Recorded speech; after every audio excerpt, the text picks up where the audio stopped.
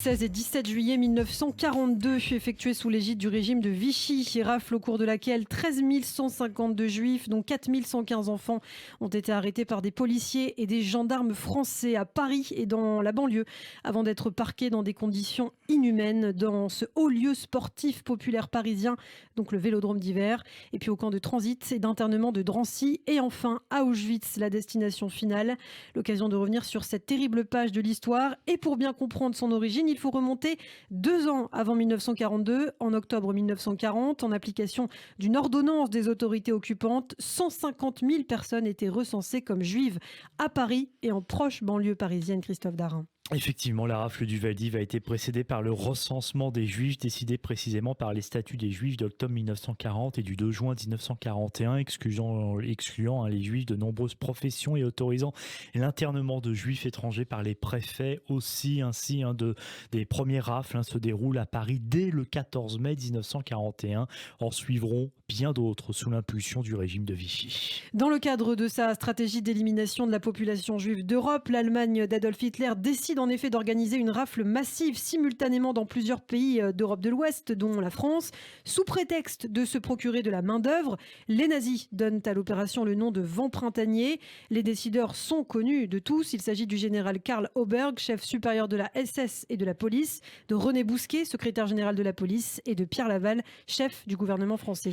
Oui, Pierre Laval se plie au désir des nazis tout en obtenant toutefois dans un premier temps que les juifs français ne soient pas concernés. Seuls les étrangers apatrides ou déchus de leur nationalité française pourront être embarqués de force pour l'Allemagne. De son côté, l'Office central de la sûreté du Reich fixe à la France un quota d'arrestation de 110 000 juifs. Après négociation, le gouvernement de Pétain accepte de livrer 40 000 juifs étrangers vivant en zone occupée, dont 22 000 adultes localisés en région parisienne. De son côté, le directeur de la police, René Bousquet, promet aux Allemands 10 000 juifs apatrides de la zone libre. Et sont ainsi visés les juifs allemands, autrichiens, polonais, tchécoslovaques, russes et donc apatrides âgés de 16 à 60 ans pour les hommes, de 16 à 55 ans pour les femmes, ainsi que leurs enfants. Une dizaine d'exceptions sont cependant prévues, comme pour les femmes enceintes sur le point d'accoucher, les mères d'enfants de moins de 2 ans, les femmes nourrissantes au sein, les femmes de prisonniers de guerre, les juifs mariés à des non-juifs. Mais quoi qu'il en soit, la date de la rafle est fixée au 13 juillet 1942. Finalement, il débutera le 16 juillet à 4 heures du matin. Les 6 000 policiers mobilisés sont en possession d'une liste des juifs à arrêter avec l'adresse et même l'étage. En arrivant, ils trouvent toutefois de nombreux logements vides ou alors avec le père de famille manquant. Oui, ça c'est intéressant et ça montre qu'au sein de la police, certains ne cautionnaient pas la politique vichiste. Par conséquent, certains policiers et d'autres fonctionnaires horrifiés par le régime collaborationniste avaient fait fuiter l'information dès le 10 juillet. Beaucoup d'hommes ont donc laissé leur famille dans leur appartement car pensaient-ils, jusque-là, les Allemands n'oseraient jamais rafler les femmes et les enfants. Mais c'était sans compter sur le zèle de Pierre Laval qui demande alors que les enfants juifs de la zone occupée soient eux aussi déportés. Ainsi, adultes, vieillards et enfants sont embarqués, même ceux nés en France. Les clés et les animaux sont confiés aux concierges. Certains résisteront fermement, de nombreuses portes restant closes, obligeant à faire venir des serruriers.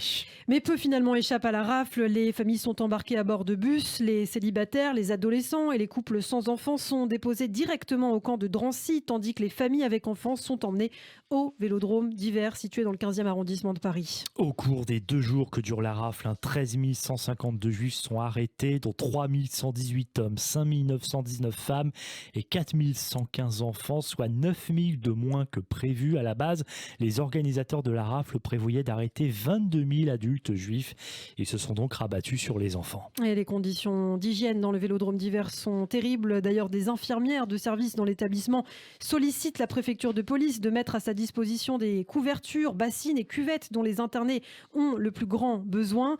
Durant 5 jours, ce sont 8 160 juifs qui se retrouvent sans nourriture, avec un seul point d'eau, alors qu'il règne une chaleur étouffante. Nous sommes quand même en plein mois de juillet. Rien n'a été prévu pour les accueillir, sinon une trentaine d'urinoirs et de toilettes dont la moitié sont inaccessibles. Les conditions d'hygiène, vous l'avez dit, deviennent donc vite infernales. Ceux qui n'y résistent pas se suicident.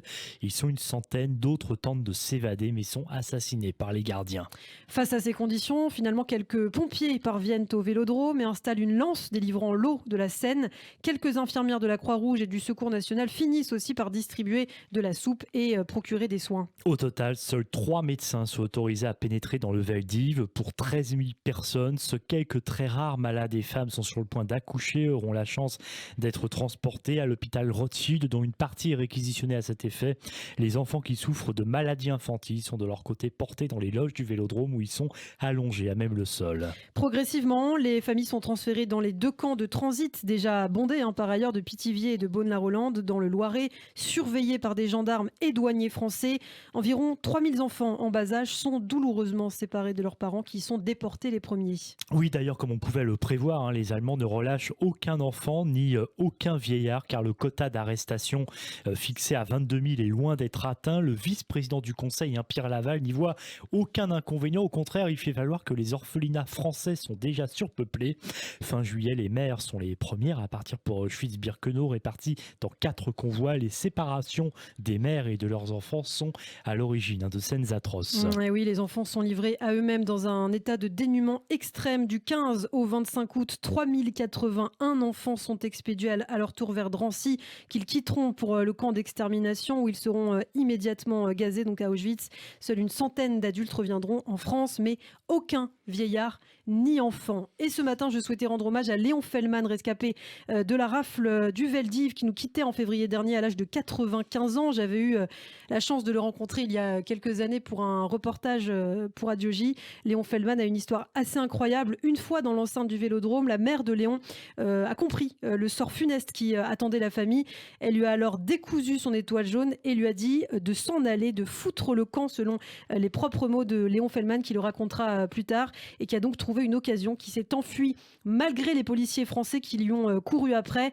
Sa mère et son père ont été déportés, il ne les a jamais revus. Il s'est retrouvé donc en tant qu'aîné à élever ses frères et sœurs, puis il a pris contact avec la résistance. C'est une histoire qu'il racontait à chaque fois qu'on le rencontrait, Léon. Et Léon Feldman qui me racontait justement ses souvenirs douloureux de cette terrible rafle. C'était il y a 8 ans, en juillet 2013, lors d'une cérémonie justement sur cette fameuse place du Vélodrome d'hiver pour Radio J. Écoutez. Bonjour Léon Feldman, qu'est-ce que vous ressentez aujourd'hui après l'écoute de tous ces témoignages et surtout qu'est-ce que vous ressentez, vous qui avez vécu cette tragédie de la rafle du Vel-d'Hiv? J'étais avec 4500 enfants au Vélodrome d'hiver. Je pense qu'il n'y en a pas beaucoup qui ont pu réchapper. Et vous avez devant vous un gars qui, combien d'années après, qui est toujours là pour représenter ses enfants, 4500 enfants. Mais c'est difficile, j'ai le cœur qui est serré, vous savez. Être là aujourd'hui, c'est une revanche un petit peu? Non, c'est pas une revanche, il n'y a pas de revanche. J'ai 4500 enfants dans mon cœur. J'ai ma mère de 36 ans qui elle aussi était à Auschwitz. Et moi, j'étais avec eux. Et je suis là. Si je suis là, c'est parce que j'ai lutté et je me suis toujours battu. Je me suis évadé, j'avais 17 ans. Et j'avais commencé la résistance à 16 ans et demi. Et j'ai continué. À tous les enfants qui écoutent votre radio, moi, je ne suis pas un garçon qui sait bien parler. Mais je peux vous dire, dans la vie, il faut toujours résister et surtout ne pas écouter tout ce qu'on vous dit, qu'on vous raconte, n'importe quoi. Parce que vous voyez, on s'est fait pigeonner littéralement. Soyez lucides dans votre avenir, soyez gentils et surtout aimez votre maman. Bien sûr. Votre maman, c'est la plus belle chose qui puisse exister dans la vie. Pour moi, ça représente toute ma vie, tout mon cœur. Je rappelle encore à tous les jeunes, ne vous laissez jamais faire. C'est pour ça que je suis là. Je peux que pleurer, c'est tout ce que je peux faire. Voilà, Léon Feldman, en 2013, il nous quittait en février dernier à l'âge de 95 ans et on lui rend hommage ce matin, bien sûr, à Léon.